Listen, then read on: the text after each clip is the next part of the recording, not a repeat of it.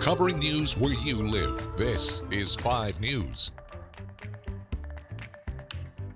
Well, thank you for joining us here today for the latest news where you live. I'm Joe Ellison. Now we're going to get straight to the weather. That's the big story of the day. We see some snow in the forecast. Checking in with 5 News meteorologist Zach Scott to let us know what's going on. Hey, Zach. Hey, Joe, that's right. Can you believe it? For the second time already, it's not even Thanksgiving yet. We're going to see some snow likely flying. Of course, we saw some Friday evening. We're going to have a better chance to see more of that snow scattered around the region. And we're talking about some accumulating snow. Again, we saw mostly just a dusting on some grassy surfaces Friday evening. Did get some spots in Madison County, maybe looked like a ½ inch, maybe up to an inch. We're going to have a better chance to see a little bit more accumulating snowfall. And again, more areas seeing the flakes flying later on for your Monday. All right, winter weather advisories issued again for Madison, Carroll, into Washington counties of northwestern Arkansas. And then we've got some advisories scattered around the higher elevations south towards the Ouachitas. Again, the Boston Mountains, the Ouachitas, those higher elevations have the best chances to see the accumulating snowfall and to have those slushy spots, which will be possible. Storm system as of 7 to 8 a.m. Monday morning, gathering straight. Look at the mess of precipitation building across Texas and Oklahoma. That's heading our way. Again, we're going to be tracking out this precipitation moisture heading our way, and then we're going to start as rain, transition to snow. As far as snow totals go, I think overall the entire area has a good shot for a dusting to an inch, and then the lighter blue shadings of a dusting up to 2 inches, and then the highest elevations of the region could see anywhere from 1 to 3 inches of snowfall. Again, shower activity starts to build to the southwest as we go 3, 4, 5 o'clock. Rain's moving in. By late afternoon sunset, the highest elevations of northwest Arkansas in the south will have that better chance to see the transition to snow first. And then I think as we go through the rest of the evening, we'll likely see everything wrap up as at least some light snow. Off towards the east, we'll linger with some flurries as we go into the overnight hours and early Tuesday morning. Highs for today, again, going to generally be around the temperatures in the 40s, and wind chills making it feel like the 30s to lower 40s. Make sure you stay tuned all day long, as we'll keep you ahead of the storm. Joe.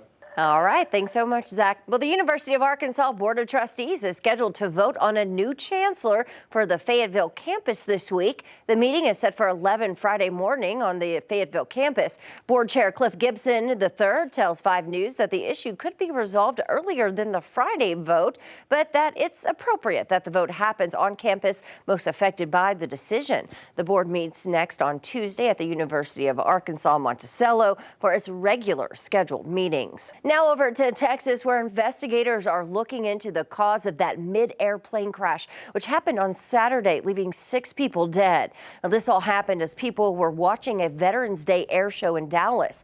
A World War II era bomber and a fighter plane collided and crashed into the ground in a ball of flames. Wreckage could be seen in a grassy area of the grounds of the Dallas Executive Airport, about 10 miles from the city's downtown. The National Transportation Safety Bureau confirms 5 crew members died in the bomber, as well as the pilot of the fighter plane. No injuries were reported, though, on the ground from those watching. Michael Graham with the NTSB says a preliminary report is expected in the next month or so, but it could be up to 18 months before a final report is released. And Governor Asa Hutchinson issued a proclamation on Thursday declaring November Epilepsy Awareness Month. According to the Epilepsy Foundation in Arkansas, there are more than 32,000 people in the state living with epilepsy. This announcement is something advocates like Sadie and Charlene Kirk have been pushing for. Sadie, a high school senior living with epilepsy, says she's made it her mission to make sure more people are aware of epilepsy and know what to do if someone is having a seizure. I'm helping people with epilepsy because I think about myself when I was younger and how nice it would have been to feel like I had more of a community or know people with epilepsy. Meanwhile, a holiday tradition returns to help those in need. In fact, you may have already heard those ringing bells outside of your grocery store. 5 News reporter Jose Carranza brings us how this Salvation Army campaign has impacted a ringer who hopes to give back. An iconic American Christmas tradition. I always say it doesn't feel like for me that it's truly Christmas until I give my turn ringing the bell. It doesn't truly feel like Christmas to me until I walk by Kettle and place a $5 bill in there. The Salvation Army has started their Red Kettle Campaign in Northwest Arkansas. I'm disabled and retired, and it gives me something to get up and, serve a purpose. For David Hollis, he spent his last 5 Christmases as a ringer for Salvation Army, giving back to the organization that gave so much to him. About 9 years ago, I lost my way for a while, and the Salvation Army, if it wasn't for them, I'd probably still be lost. They helped me get back on track. Last year, the Salvation Army raised over $220,000. And now, this year, they're looking to raise more for their outreach program and services with a goal of $320,000 raised. As great of a community as this is, as wonderful of a place it is to live, we still have a lot of people that are in need of help with rental assistance, utility assistance, food boxes, even some that just need a place to stay, a bed to sleep on, and a roof over their head. They feed people, they help shelter people, they pay people's bills. A lot of people depend on the Salvation Army. All it takes is a few dollars, and lives like David's could be changed forever. Ringing this bell has restored my faith in humanity. You see a lot of people donating, and I'm happy to do it. And it shocked me the first year I did it. I didn't expect that. And as we're seeing right now, thank you. God bless you.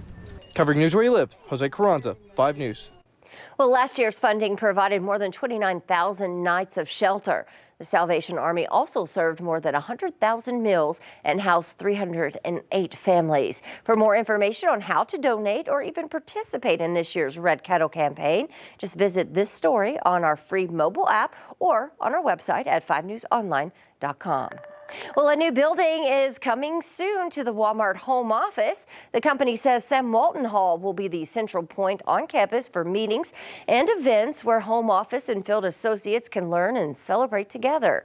Plans for Walton Hall will include a 2-story auditorium, more than 30 classrooms, and additional meeting and collaboration space. Now, also displayed art installations and historical artifacts that honor Sam Walton's legacy. And the Lights of the Ozarks kicks off this Friday on the historic downtown Fayetteville Square. Mayor Lionel Jordan is set to turn on the lights during a ceremony at 6 p.m. Fayetteville's public school superintendent will lead the holiday parade as Grand Marshal. According to Experience Fayetteville, workers spend more than 3,300 hours decorating the square, and they do that with more than 400,000 holiday lights. Now, the Lights of the Ozarks will light up the square every night from 5 p.m. to 1 a.m. all the way through New Year's Day. Well, thank you for joining us here today for the latest news and weather where you live. I'm Jo Ellison. Catch up with us again tomorrow right here for more news. Have a great day.